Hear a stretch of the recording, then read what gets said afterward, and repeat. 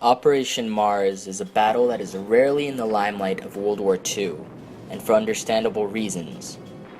It largely overlapped the chronology of the more famous Operation Uranus, which led to the encirclement of Axis forces in Stalingrad. However, Mars was quickly discarded from public eye because of the immense success brought forth by the former. Operation Uranus essentially gave the Soviets their first field test to the potential of deep battle, which stipulated on continuous offensives to meet the strategic needs in the vision of the doctrine. One offensive was hardly enough to penetrate the enemy's rear. What the encirclement of Axis forces in Stalingrad achieved was that it allowed the Soviet military to enter the area of second-stage offensives in deep battle, following the initial exploitation phase of the operation.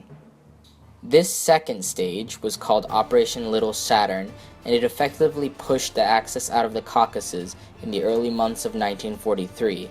However, it was plagued by overextension and territorial ambition. It is quite important to demonstrate the role of offensive stages, as Operation Mars would ultimately be the test through trial and error of deep battle offensive planning. The origins of Operation Mars are seen through the futile attempts at liquidating the Rzhev salient in central Russia. A salient is essentially a bulge in the front line that exposes the occupying army to potential encirclement.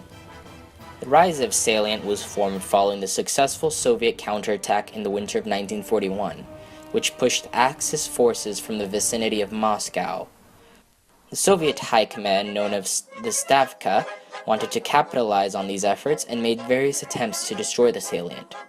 The most famous was probably the Rzhev-Sychevka operation in the summer of 1942, leading to appalling casualties and thus earning the nickname the Rzhev meat grinder.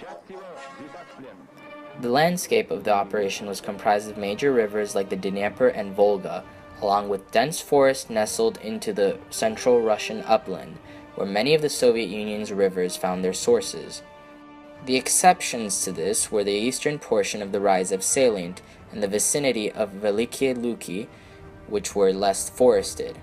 Although not shown, many smaller lakes could also be found in the western portion of the operational sector, thus making the terrain particularly challenging for mobile units.